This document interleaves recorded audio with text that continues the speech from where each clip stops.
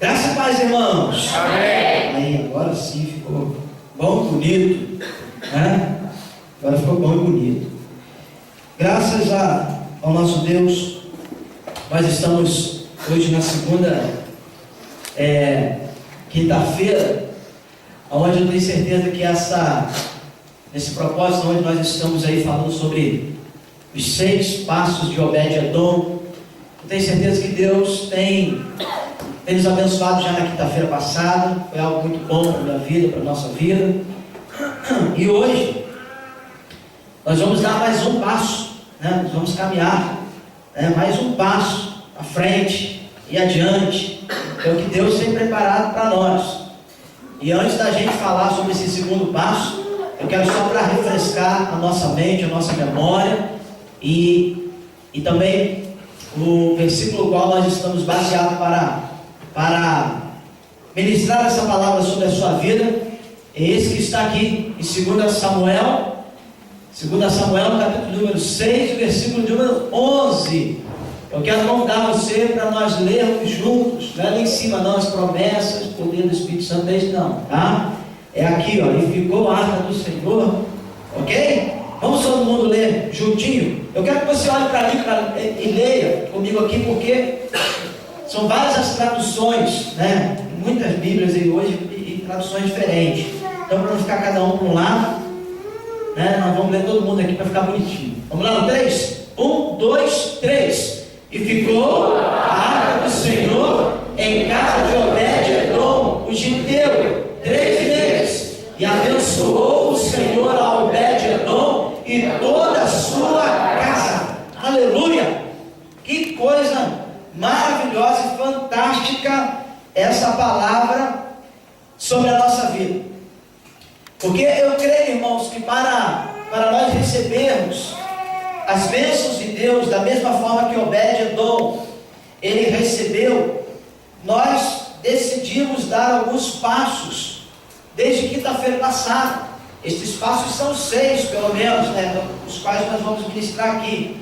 Isso é uma questão de posicionamento, né? Uma questão de posicionamento. Hoje eu quero dizer para você que baseado na palavra que nós ministramos semana passada, tem gente que não vai receber aquilo que Deus tinha preparado para ele ou para ela. Por quê?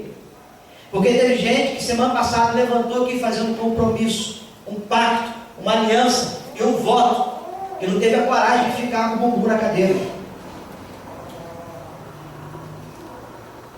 Então, meu irmão, quando a gente vota alguma coisa, a gente precisa cumprir.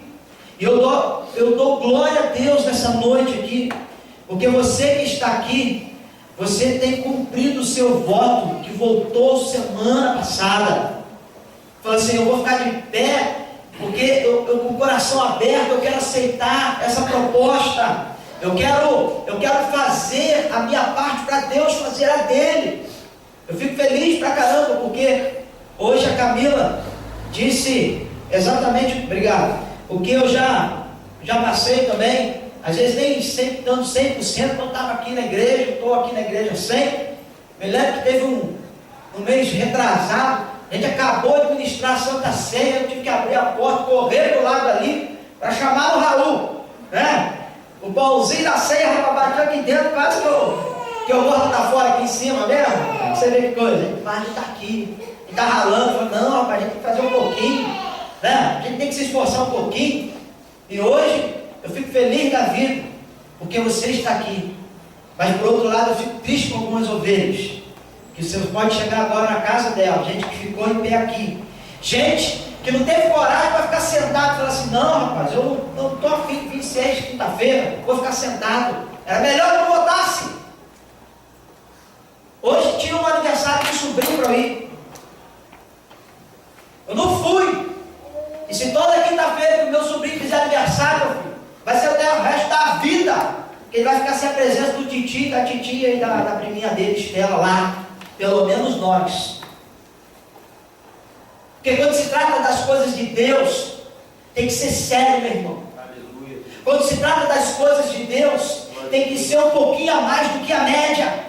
Ontem o Rodrigo estava falando aqui uma oração aqui. 42 pessoas na oração ontem. Fiquei feliz da vida. Ele falou na oração dele no final do ano, desse ano aqui que passou, falou: Deus, eu quero andar com pessoas acima da média.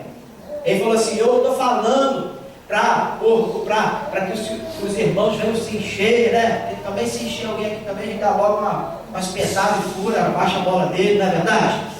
Ele falou: mas graças a Deus, Deus tem me dado vocês. Olha, rapaz, que coisa linda. Mas a gente tem que ser acima da média, rapaz. Não é qualquer coisinha tirar a gente da casa de Deus, não. Não é qualquer coisinha tirar a gente da presença do Senhor, não. Não é negociar a nossa fé com qualquer coisa, não. Sabe por quê? Porque baseado nessa palavra aqui, infelizmente, nós que votamos e falamos assim: eu vou dar 6 passos para o Senhor me abençoar naquele propósito que eu preciso. E meu irmão, se Deus, Ele é fiel como sempre é fiel, pois a sua palavra ela não volta atrás, Ele permanece fiel mesmo que a gente seja infiel. Eu sei, meu irmão, que se nós formos fiéis diante daquilo que Deus tem preparado para nós, nessas quintas-feiras que nós estamos aqui, dando 6 passos, a exemplo de Obed-Edom, Deus vai te agraciar com aquilo que você precisa. Amém. E eu creio nessa noite em nome de Jesus. Se você crê, diga amém também. Amém. Mas irmãos, hoje nós vamos dar o segundo passo, não é verdade? E eu quero te dizer de antemão que aquilo que Deus planejou para você está mais perto do que você imagina, né? Mais perto do que você imagina. Nós falamos sobre o primeiro passo de Obed-Edom, que ele se dispôs a receber a arca dentro da sua casa, mesmo correndo riscos. É verdade? Correndo riscos. A família dele podia morrer, um parente avisado podia morrer, algum mal poderia ter acontecido a eles, algo poderia ter saído de controle, não é verdade? Mas mesmo correndo risco, ele falou assim: não tem problema, coloque a arca, a presença de Deus aqui dentro da minha casa. Não tem problema se eu vou correr risco. Não tem problema se eu estou dando um tiro no escuro. Não tem problema. Não tem. Porque, como a Bíblia fala lá em 2 Coríntios, capítulo 5, versículo 7, que nós andamos por fé e não por vista. Obed-Edom não estava nem interessado se a espingarda dele tinha 1000 ou não, meu filho. Porque quando nós andamos por fé e não por vista, não tem problema. A gente pode fechar os olhos. E se Deus mandar a gente atirar, rapaz, pelos olhos, né, da fé, os olhos espirituais, não tem problema. Nós vamos acertar o alvo em nome de Jesus. Aleluia. Eu costumo dizer, rapaz, que se na palavra fala que Davi deu uma pedrada no gigante e tudo caiu ali, o que tinha que ter caído, né? O gigante caiu, um monte de coisa caiu junto com o gigante. E eu costumo dizer, rapaz, que se Davi tivesse jogado a pedra e a Bíblia falasse, que tivesse falado, estava escrito na Bíblia que a pedra fez curva, eu ia acreditar, meu filho. Por quê? Meu filho, porque junto com a pedra que Davi atirou, estava indo ali a unção de Deus. E não tem problema se tem que desviar da esquerda, da direita. O importante é que com Deus a gente acerta no alvo. Aleluia! A gente acerta no alvo. Então, meu filho, o que Obed-Edom viu quando... Pode só montar aqui um pouquinho para mim esse negócio aqui. Quando Obed-Edom viu que a arca estava para chegar dentro da sua casa, ele falou assim: é uma oportunidade que Deus tem feito chegar até a casa. É uma oportunidade que Deus tem feito chegar até a mim. E quando se fala de oportunidade, tem ditados conhecidíssimos que falam sobre oportunidade, não é verdade? Tem gente que fala que oportunidade, né, é como se fosse um cavalo selado, passando sozinho. Então se o cavalo estiver passando, você pula em cima dele, que é oportunidade. Você agarra ele, não é verdade? Tem outros que falam assim que há 3 coisas que não voltam atrás: a flecha lançada, a palavra pronunciada e a oportunidade o quê? Perdida, cara. Não volta mais atrás. Apareceu a oportunidade para um montão de gente nessa igreja, que foi qual? Ser abençoado pelos 6 passos de Obed-Edom. Teve gente que perdeu sua oportunidade. Depois não vem chorar: minha família. Você estava nos 6 passos de Obed-Edom? Não, bem feito! Rapaz, vai se lascar agora, vai amassar barro. Porque se tu tivesse interessado realmente em Deus te abençoar, tu estava nos pés dele. Tu não estava em casa debaixo do travesseiro, do cobertor. Você não estava agora em festinha por aí. Você não estava vendo a televisão. Não, você estava está assim porque tu quer. Então, meu irmão, a gente não pode perder a oportunidade. A gente não pode perder a oportunidade. Semana passada, quantos agarraram essa oportunidade aí? Deixa eu ver. Eita glória, aleluia, maravilha de Deus. Você não desperdiçou essa oportunidade de estar aqui. Então, meu filho, não desperdice essa oportunidade mesmo não, tá? Só faltam mais 4 quinta-feiras para você dar esses 6 passos aí comigo. No final, Deus tem um negócio bom demais preparado para você e para a sua casa, em nome de Jesus, amém? Amém. Bom, qual o segundo passo dado por Obed-Edom, pastor? O primeiro, como o senhor já disse, já falou, né?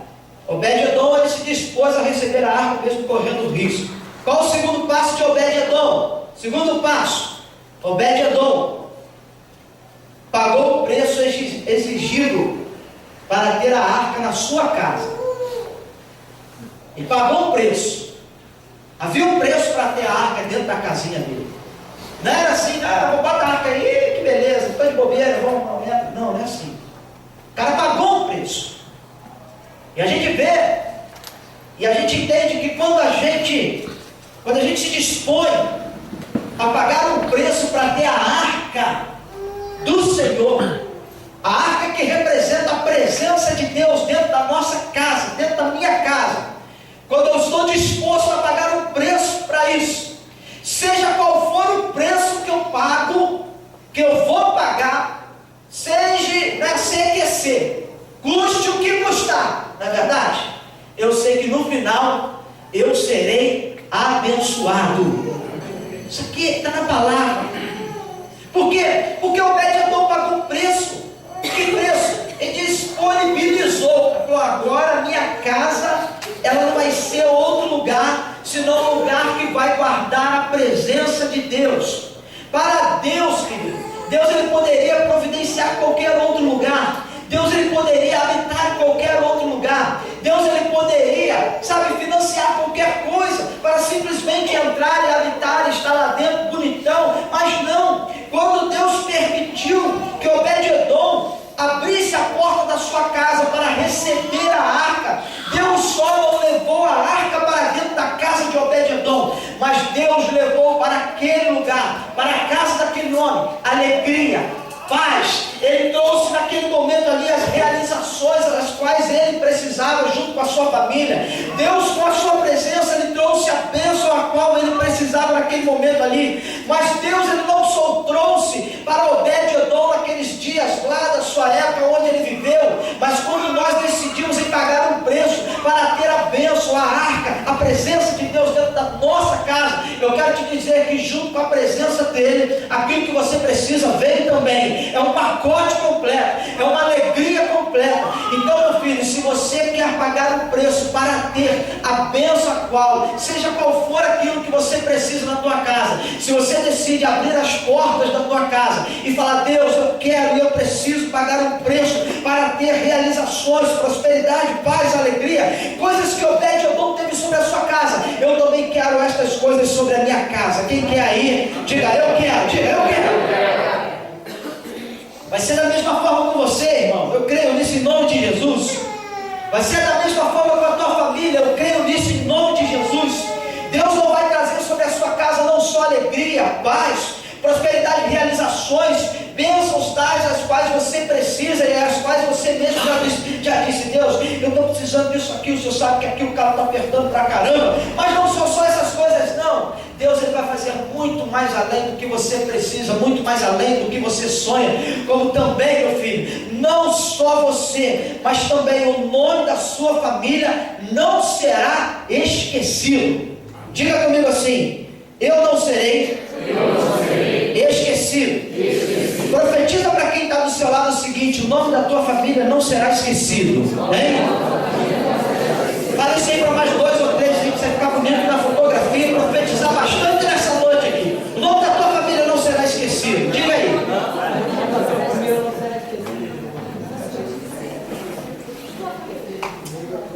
Sabe o que eu preciso ter em mente, gente? Que quando eu pago um preço para ter a presença de Deus dentro da minha casa, eu preciso ter isso em mente. Eu tenho uma igreja formada naquele lugar. Eu tenho uma igreja formada dentro da minha casa. Quando eu decido pagar um preço, Deus fala assim: peraí, tem alguém pagando preço? Tem.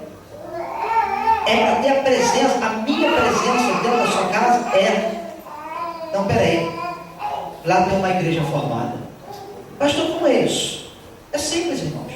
Romanos capítulo de número 16, do versículo 3 ao versículo de número 5, diz assim, saúdem Priscila e Áquila, meus colaboradores em Cristo Jesus. Paulo falando, os quais pela minha vida expuseram as suas cabeças, e não só eu lhe agradeço, mas também todas as igrejas dos gentios. Saudai também a igreja que está em sua casa.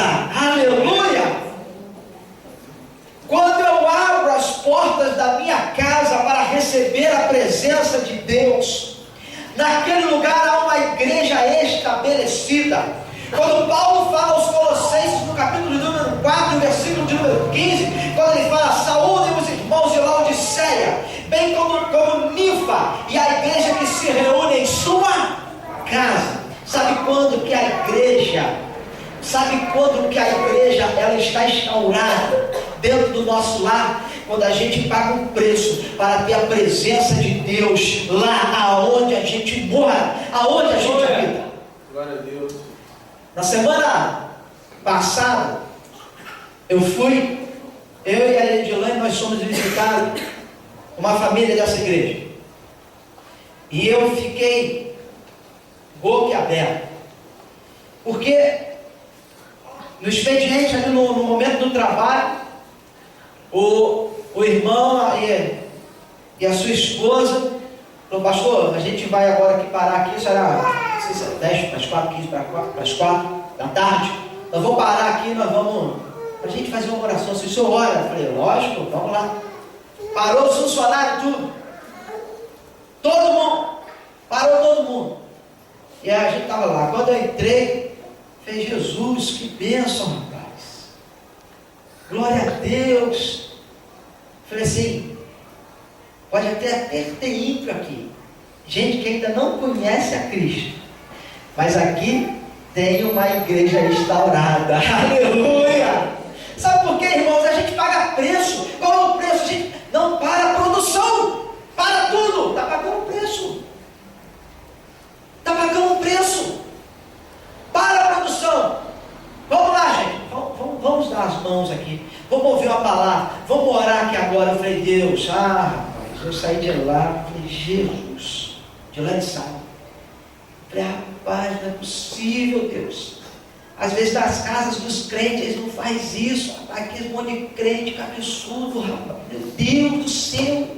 O cara está lá no horário de trabalho dele. Poderia pensar como todo mundo pensa, parar para quê? Vou produzir, gente, vou produzir. Produz! Não tinha chicote não, tá, gente? Eu sou todo. Produz, miserável. Não é verdade? Tem patrão por aí que só falta fazer isso, não é verdade? Mas eu sei, falei, Jesus, como é que pode, pai? O cara no horário de trabalho dele, tem uma igreja aqui, a gente dentro de casa, a gente não faz isso, pai. Meu Deus, ensina a gente a fazer essas coisas. Trazer, Pai, a igreja para dentro da nossa casa, mesmo que para isso precisa pagar um preço, mesmo que preciso pagar um preço que às vezes é alto, às vezes é aquele parente desavisado que não sabe que a gente ainda te serve, ou que não sabe que a gente ainda tem um compromisso contigo, e chega lá na nossa casa na hora de vir para a igreja. O que a gente deveria fazer, irmão? Fala para mim o que a gente deveria fazer. E aí, filhão, como é que está? Tudo bom? Tudo bem. Beijinho para cá, beijinho para lá. Que saudade, maravilha, que bom. O negócio é o seguinte, meu filho, quer ficar aí? Fica, tá? Porque agora eu estou indo para a igreja. Ou se não, tem uma ideia melhor para você. Qual é? Vamos para a igreja comigo? Não, sabe o que a gente faz? O que a gente faz? Fica o quê? Fica em casa. O cara está errado, meu. Está errado. A gente troca Deus por qualquer coisa. Não, é meu pai, minha mãe, meu primo que eu não vejo, estava lá em Nova York, nos Estados Unidos, vem para cá agora. Meu filho, se teu primo estava lá em Nova York, você não aceitar Cristo, cara. Eu falei, rapaz, eu falei hoje com a Edilane, eu não posso nem um pouquinho ser Deus, mas nem um minuto. Não posso. Porque Deus é fiel a gente a todo momento, e a gente, por qualquer porcaria, está negando Deus, rapaz. Qualquer porcaria. É um culto no máximo das horas. Não, mas papai, eu não vejo, não, tem que estar aqui agarrado. Fica 22 horas do dia com ele. Larga aquela miséria, vem pra cá, rapaz. Por que você fala isso, pastor? Eu falo isso porque se meu papai e se minha mamãe um dia falar assim, eu não quero mais saber de Deus, eu falo assim, ó, beijo vocês, estou bem de vocês, porque a salvação é individual.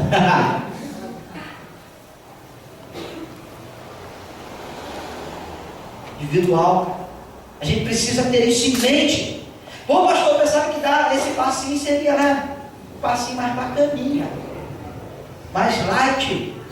Eu pensava que esse passinho era do passinho do abençoado. Mas rapaz. É dessa forma, meu irmão. O que a gente precisa entender, que às vezes a gente não entende, é que quando eu abro a porta da minha casa para a presença de Deus, a gente declara uma guerra contra o inferno, a gente declara uma guerra contra os anjos caídos, contra o diabo, meu irmão. A gente precisa entender isso, e que muitas vezes ele vai simplesmente colocar coisas que aparentemente são mais importantes do que estar na presença de Deus. A gente precisa entender essas coisas. A gente precisa abrir a nossa mente para isso, porque há uma guerra travada com o diabo e com o inferno, e que eles vêm com todas as suas forças para tentar nos destruir, para trazer discórdia sobre a nossa casa, para infernizar a nossa vida. Mas eu creio também pela palavra, que se há a presença de Deus dentro da nossa casa, não tem inferno, não tem nada que possa trazer coisas sobre a nossa vida, que vão nos tirar da presença de Deus, porque nessa noite, meu irmão, há uma palavra profética para você que decidiu pagar um preço para ter a presença de Deus dentro do teu lar. Diz lá em Mateus, no capítulo de número 16, versículo de número 18, pois também eu te digo, Jesus falando, que tu és Pedro, e sobre esta pedra edificarei a minha igreja, e as portas do inferno não irão prevalecer contra ela. Quem é a igreja do Senhor aqui? Aleluia! Diga para quem está do seu lado, a porta do inferno não vai prevalecer contra você. Aleluia! A igreja está lá dentro da tua casa, meu irmão. Pastor, sobre a tua casa também não.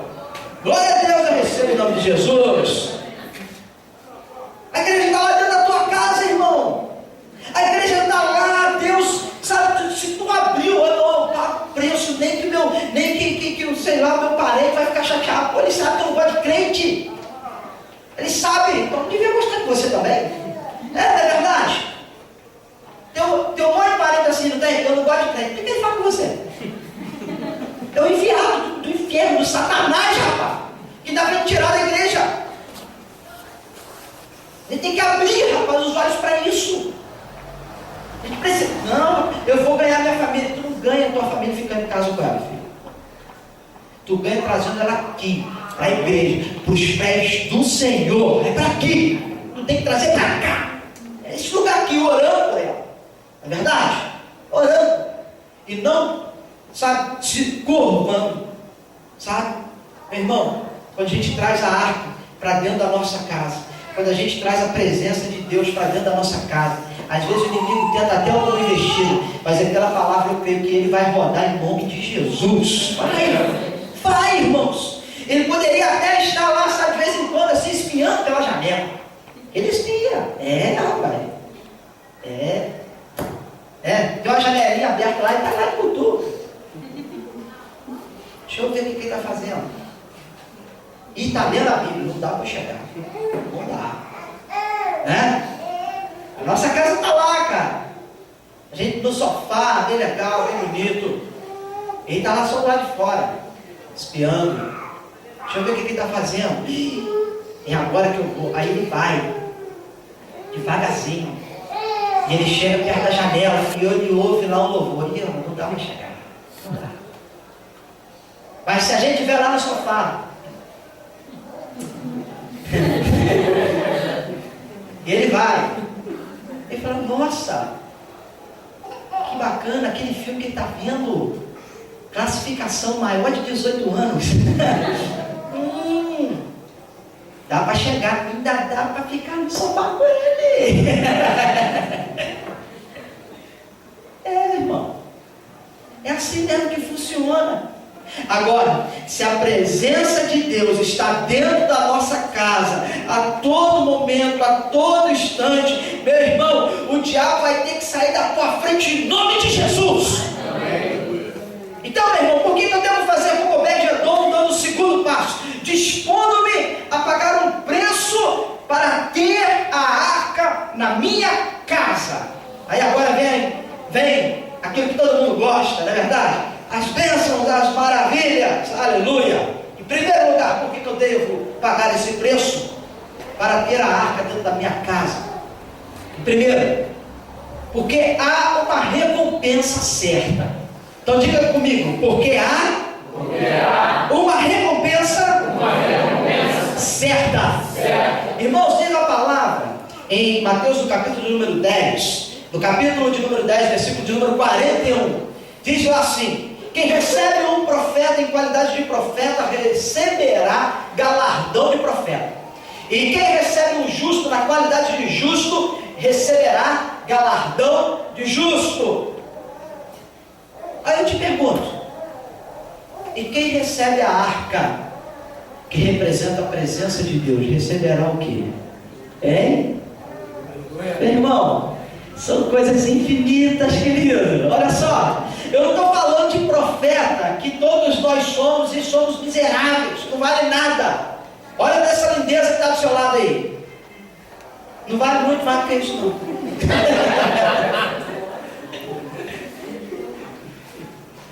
Esse perfume gostoso que você está sentindo aí, exalando, parabéns. Meu irmão tão cheiroso hoje. Esse perfume não é dele, meu filho. É o Natura Boticário que passou em casa. É o Axe. Que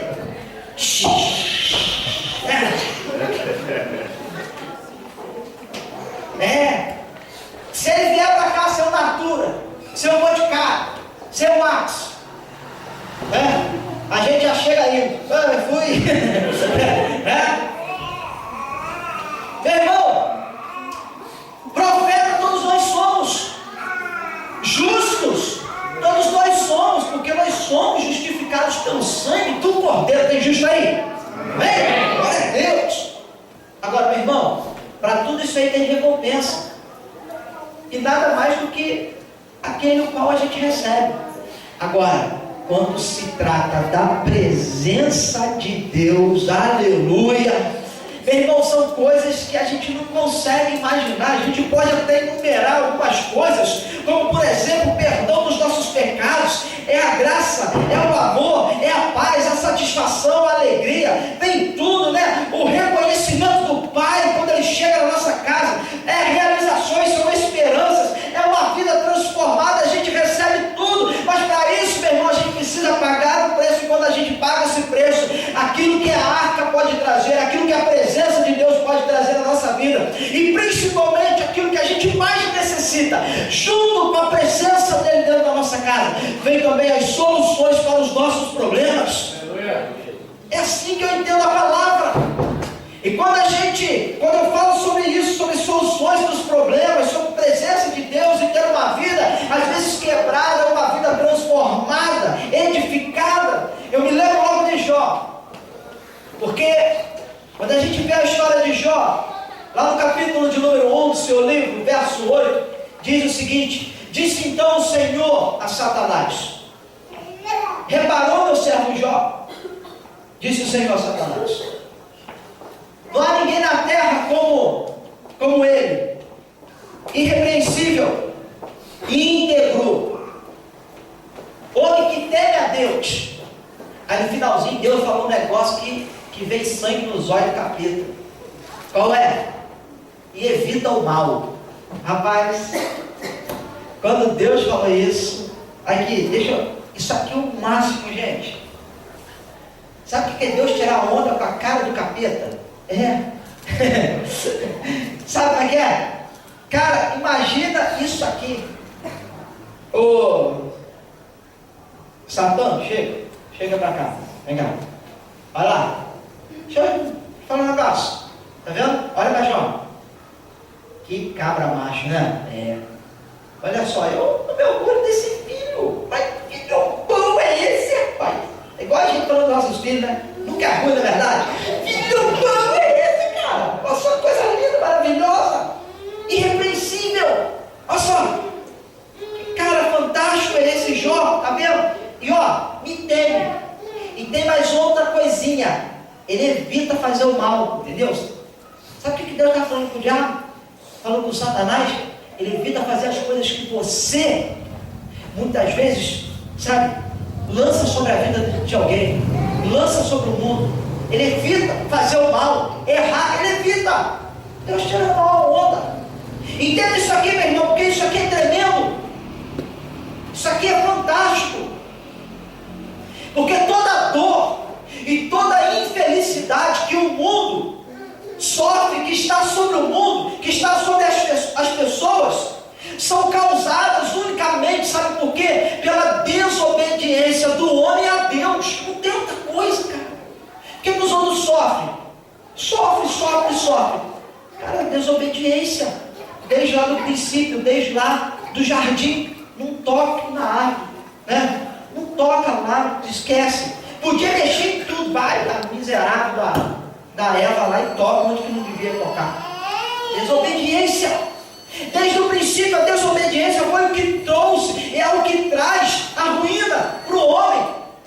E Deus vira simplesmente para Satanás e fala assim: tá vendo, Jó? O cara se desvia do mal, ou seja, ele é sempre obediente a mim, ele não desobedece. Sabe o que acontece? Deus, você conhece a história, toca lá, mexe com Jó. Irmão, Jó estava sendo roubado pelo diabo. E o diabo queria que Jó acreditasse uma mentira, que muitas vezes ele fala para a gente, que qual é? Deus te abandonou. Você está vendo o que você está passando? É porque Deus já te rejeitou há muito tempo. Você está vendo por que você está passando isso? É porque Deus não te ama. Você está vendo por que você está passando por isso? É porque Deus já nem se lembra mais de você. E Ele quer que nós acreditemos nisso, que Deus nos esqueceu. Mas não é, Deus não nos esqueceu. Mas eu acredito que Deus muitas vezes, todas as vezes, Ele permite que a gente passe por alguma coisa. Não é para destruir a nossa vida, porque como foi com Jó, toque em tudo, mas não me toque na vida. Como foi com Jó, meu querido, sobre a tua vida muitas coisas podem quebrar. Às vezes a nossa saúde pode ir lá embaixo, a nossa vida material pode ir lá embaixo, a nossa empresa pode quebrar, mas tem uma coisa que não pode quebrar jamais na nossa vida, tem uma coisa que não pode faltar jamais na nossa vida, é a fé em Cristo Jesus sobre todas as coisas. Isso não pode faltar, meu irmão, isso não pode faltar. E num determinado momento o sentimento de Jó era pessimismo. O cara estava derrotado.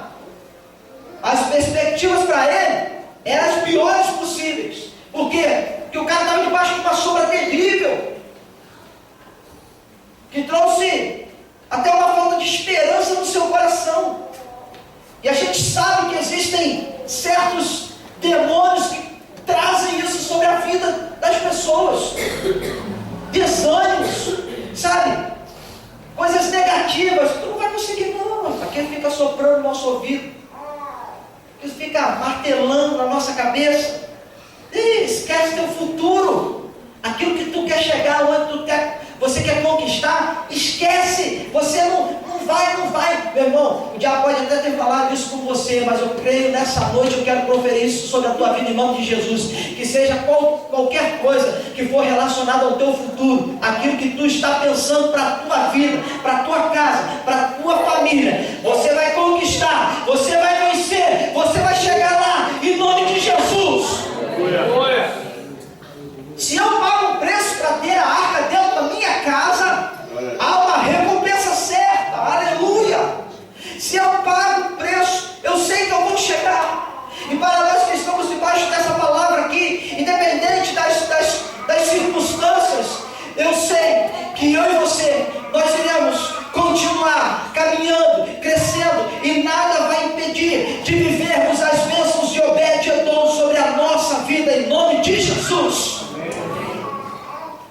quer, aleluia, as bênçãos de Obed-Edom.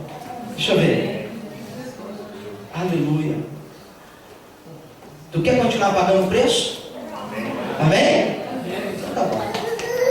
O que eu devo fazer com Obed-Edom dando o segundo passo? Dispondo-me a pagar o preço para ter a arca na minha casa.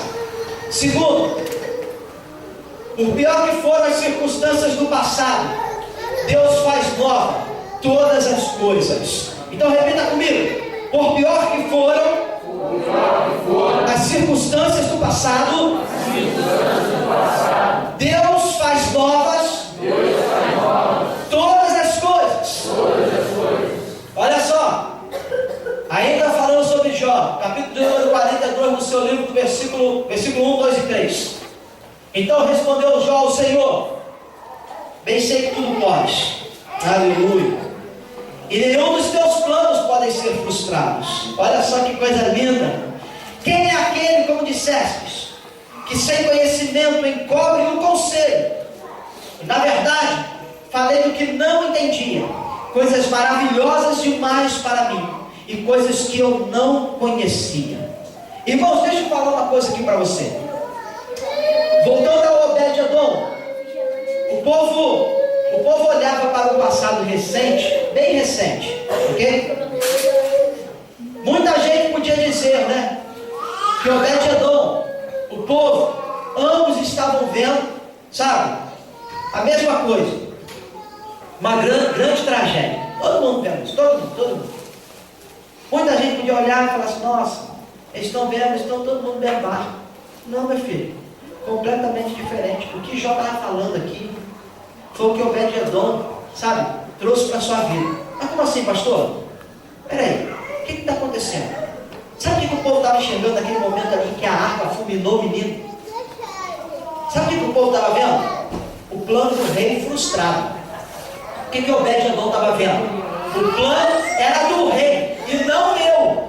Sabe o que o povo estava vendo naquele momento ali? A morte de um moço na flor da idade. Sabe o que Obed-Edom estava vendo? É agora que a minha família vai começar a viver. Sabe o que o povo estava vendo nesse momento aqui? Uma família traumatizada. Sabe o que Obed-Edom estava vendo aqui? A oportunidade para ser abençoado. Sabe o que o povo estava vendo nesse momento aqui? A incredulidade de uma nação dominando agora o cenário. Sabe o que Obed-Edom estava vendo? Eu vou conhecer exatamente o que o Jó falou. As maravilhas, sabe, as coisas maravilhosas de Deus, estas coisas que eu não conhecia. Sabe o que Obed-Edom estava falando? Pode colocar a arca na minha casa, porque pior que foram as circunstâncias do passado, Deus faz nova todas as coisas.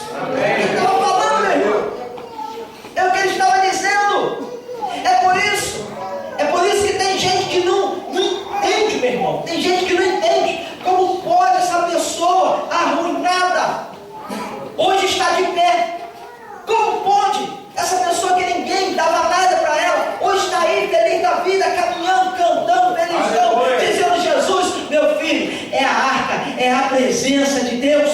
Tem gente que fala: como pode uma família destruída, uma família que uma hora estava toda acabada, agora está de pé? É a arca, é a presença de Deus lá dentro. Como pode uma empresa falida agora está estruturada novamente? É a arca, é a presença de Deus lá dentro. Como pode uma cristã perdida e hoje está ganha? É a arca, é a presença de Deus lá. Como pode uma alma condenada e hoje justificada e salva, como todos nós que estamos aqui? Não é mérito nosso, mas é a arca, é a presença de Deus na nossa vida. Aleluia!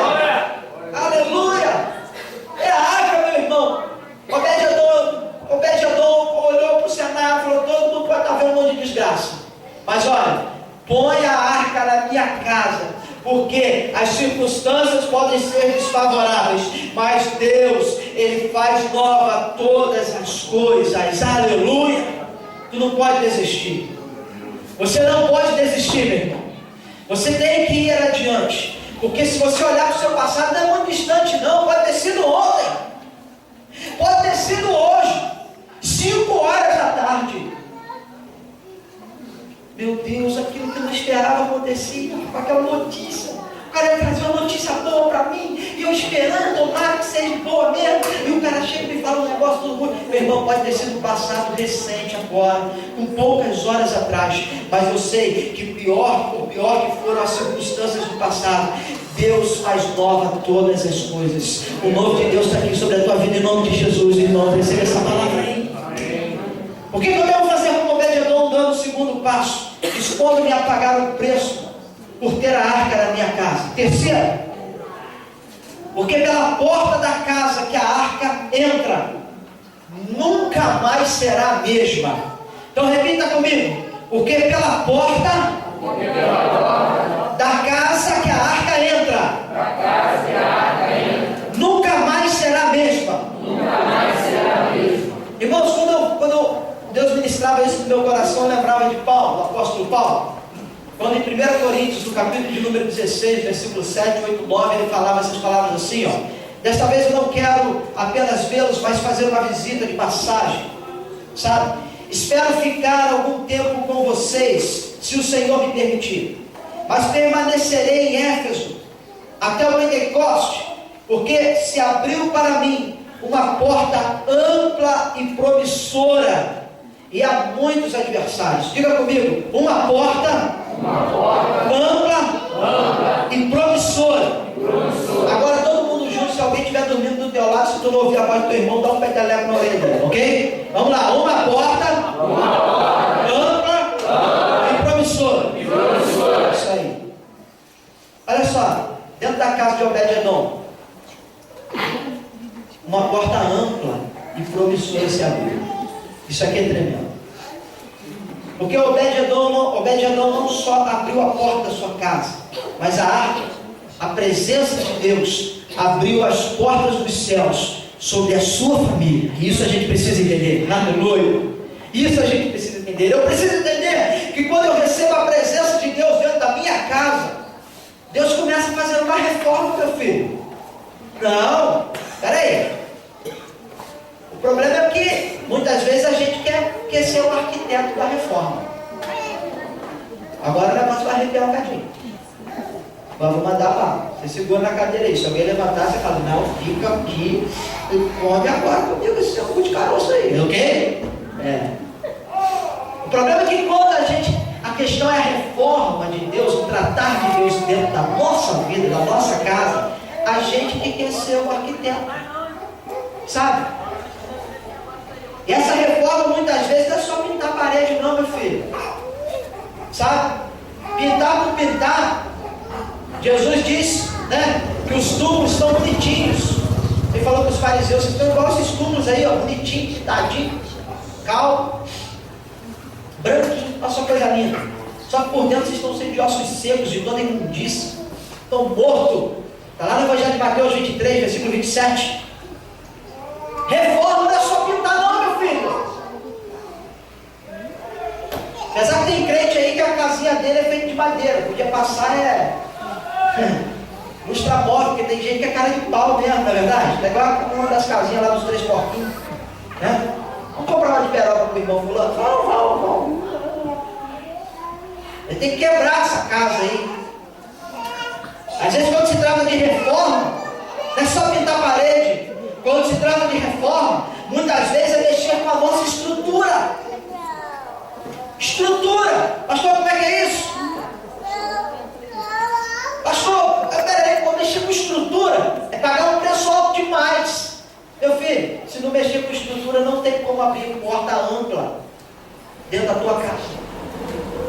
Precisa mexer com o nosso eu. Precisa mexer com aquilo que já está formado. Uma porta ampla e promissora só vai se abrir dentro da sua casa, dentro da sua vida, dentro da nossa família, quando o dono da empreitada, quando o arquiteto, que é Deus, se a gente deixar Ele fazendo da forma que Ele quer. Deus quebra a parede, Deus mexe onde o Senhor quer mexer. Deus quiser arrancar coluna, o Senhor arranca, não tem problema, mexe com a estrutura. Mas o importante é que dentro da minha casa tem uma porta ampla e promissora em nome de Jesus. Aleluia. Mas às vezes a gente não quer deixar isso acontecer.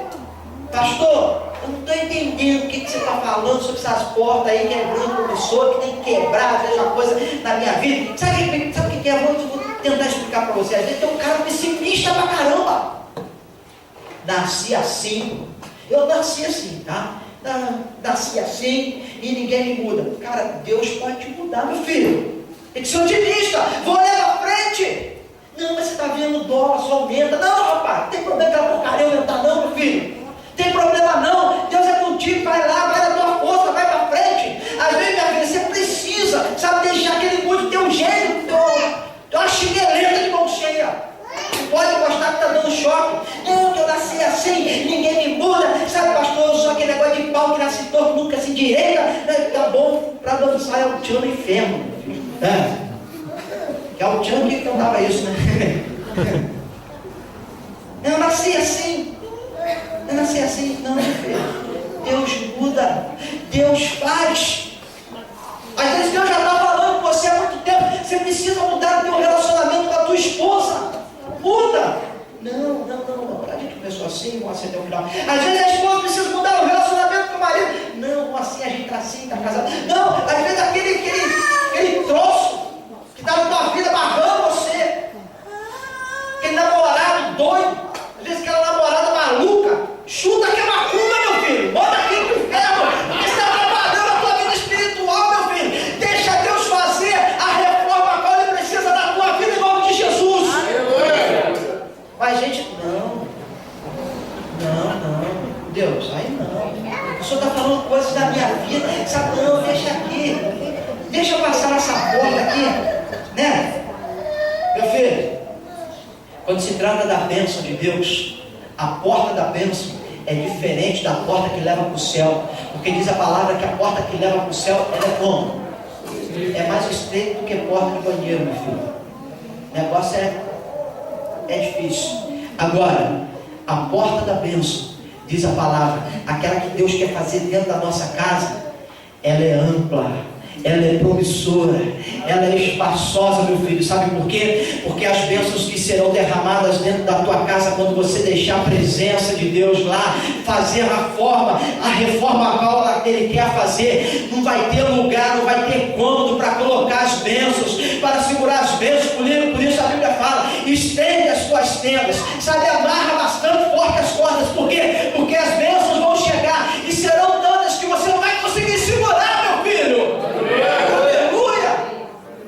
A gente precisa deixar Deus, rapaz, fazer. Obed-Edom decide pagar o preço para ter a arca dentro da sua casa. Simplesmente ele deixa a vontade de Deus, sabe? Simplesmente chegar e fazer: Deus, faz o que você quiser, faz. Muita gente de Israel pensou o quê? Vamos chamar Rabecão? Gente, vamos chamar os bombeiros. Se a gente, o negócio é o seguinte: se a gente deixar esses corpos aí, vai virar minhoca, cara. Vamos não, porque vai morrer todo mundo. Meu filho, Romanos capítulo número 5, versículo 20. A lei foi introduzida para que a transgressão fosse ressaltada. Mas aonde aumentou o pecado, porque lá ocorreu o pecado. Não tinha que carregar a arca daquele jeito em cima de boi. Mas aonde ocorreu o pecado, diz a palavra, transbordou, superabundou a graça. Era o que Obed-Edom tinha na sua vida. O pecado pode estar aqui, juntinho. Todo mundo viu aqui, porque o pecado levou alguém a morrer. Mas eu sei que aqui a graça de Deus também vai ser tremenda na minha vida. Aleluia! Aleluia! O pecado foi conduzir a arca de qualquer maneira. E às vezes a gente está pecando, assim, a gente peca. A gente pega, porque da mesma forma que a arca estava sendo conduzida de qualquer maneira, escute isso aqui que eu vou dizer. Muitas vezes a gente peca porque a nossa vida, a gente quer conduzir a nós mesmos de qualquer maneira, meu filho. Quer conduzir a nossa vida de qualquer maneira. E enquanto a tua vida estiver sendo conduzida por você, não tem outro lugar a não ser a ruína. Agora, se a gente nessa noite falar assim: não, pastor, a minha vida, ela será conduzida por aquele que tem o controle, que é Jesus. Isso sim, eu tenho certeza que não há outro lugar para você, a não ser as regiões celestiais, as bênçãos que Deus tem preparada e liberada sobre a tua vida, em nome de Jesus. Eu creio nisso, meu irmão.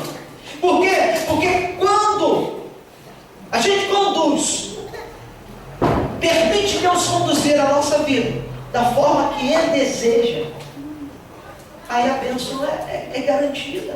Aquilo que a gente procura é garantido, meu irmão. Em nome de Jesus. Então, meu filho, o que eu devo fazer como Obed-Edom, dando o segundo passo? Dispondo-me a pagar um preço por ter a arca em minha casa. Quarto e último, porque a minha história será contada. Então diga comigo, porque a minha história será contada. 2 Samuel, no capítulo de número 6, versículo de número 12, a parte A, diz assim: então avisaram a Davi, dizendo: abençoou a casa de Obed-Edom. Aleluia. Isso aqui é tremendo, irmão. Isso aqui é tremendo. Quando eu digo para você que, sabe, se eu pago um preço, e por pagar esse preço a minha história vai ser contada, está aqui, ó. O que falaram para Davi? A história de quem? De Obed? E o que falaram para Davi? O Senhor fez o que com ele? Meu filho, deixa eu falar aqui. Olha só. Coisa ruim é conviver com alguém que não tem história para contar, viu? Coisa ruim. Não é um amigo doido assim, igual o Paulinho Gogó, que gosta de contar história. Quem tem dinheiro conta história, né? Não é isso não. A coisa ruim é conviver com gente que não tem história para contar, não é verdade? Agora, pior que conviver com gente que não tem história para contar, é conviver com gente que só conta a história dos outros. Rapaz. O cara nunca. Não, meu irmão. Você tem que mudar o nome de Jesus, cara. Será que se eu pagar um preço, alguém vai contar a minha história? Será? É uma pergunta. Se eu pagar um preço, alguém vai contar a minha história? Sim ou não? Sim. Vai, irmão. Fala aí para alguém aí, fala, Deus vai contar, alguém vai contar a tua história. Fala aí, alguém vai contar a tua história.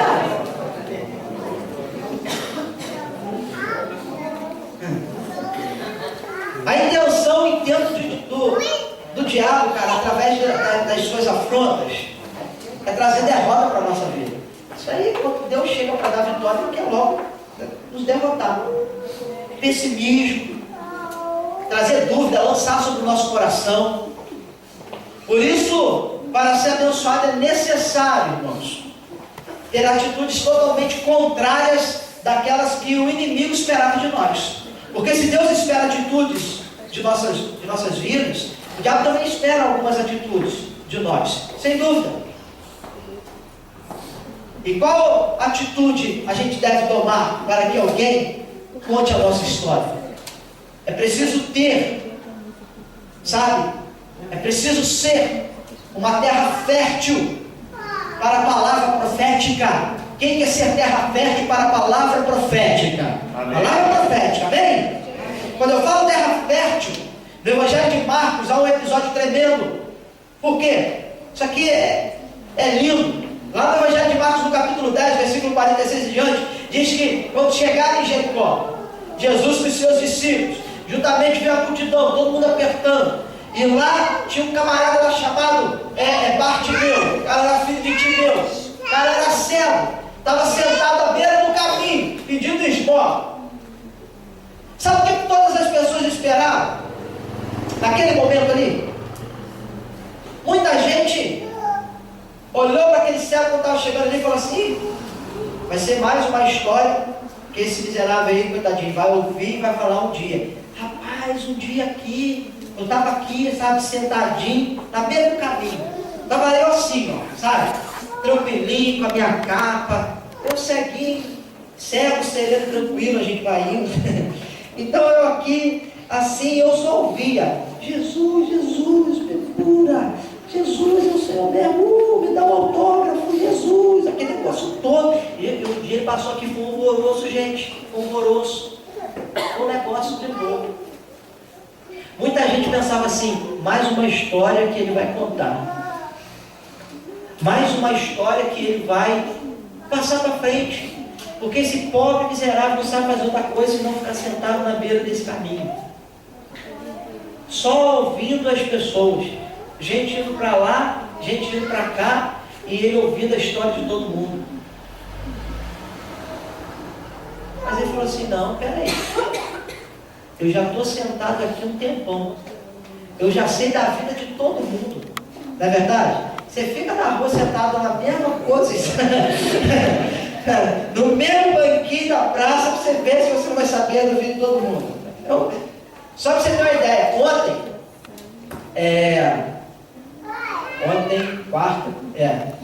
ontem, isso.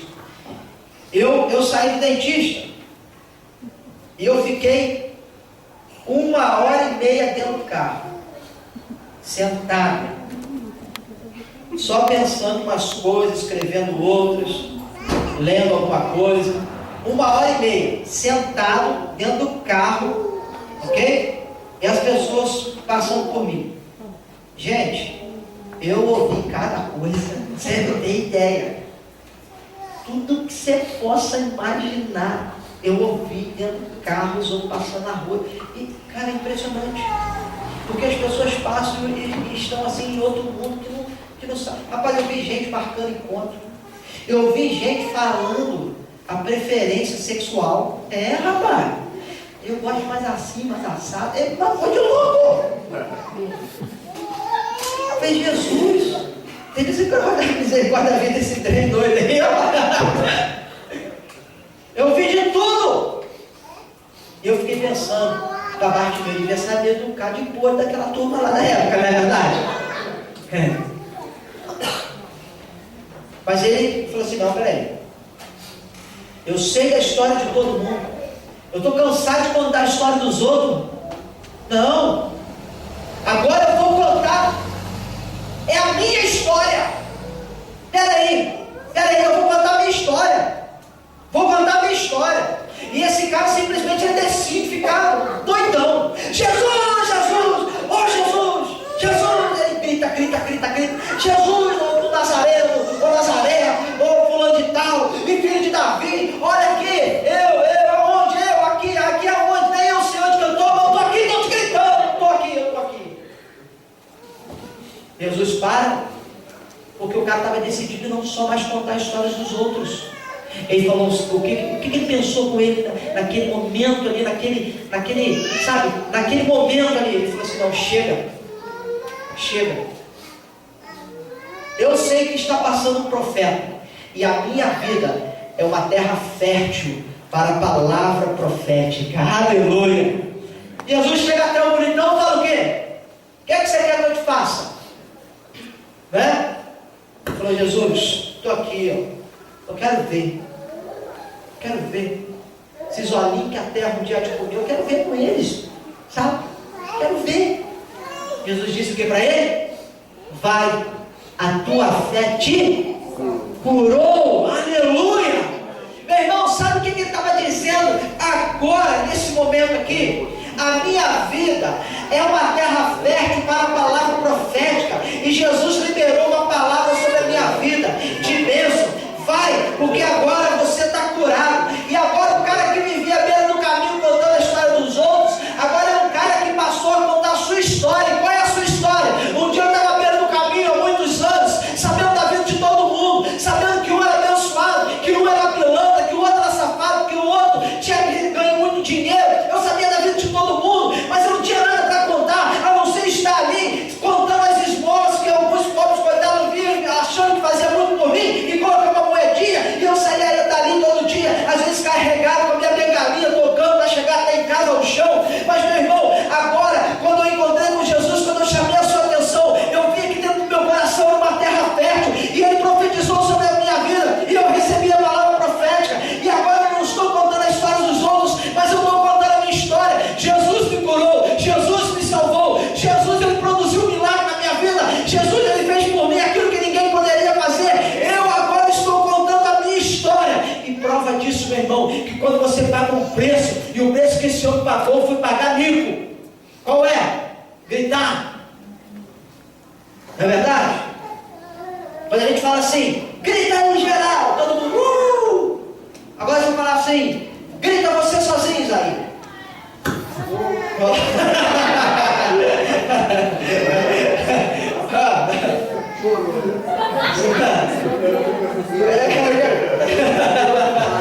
Não saiu nem voz, cara, não é verdade? Ele falou o quê? Não, eu vou pagar o preço. E o preço que ele pagou foi gritar: meu irmão, deixa eu falar uma coisa para você em nome de Jesus. Não importa o preço que você pague, aleluia, mas quando você chama a atenção de Deus, Ele te abençoa. E prova disso que você nessa noite, como você profetizou sobre a vida do seu irmão, que a história dele será contada. Esse homem aqui, chamado Bartimeu, hoje a história dele está sendo contada aqui nessa noite. E da mesma forma que a história dele foi e será contada por muitos e muitos anos nessa terra, a tua história vai ser contada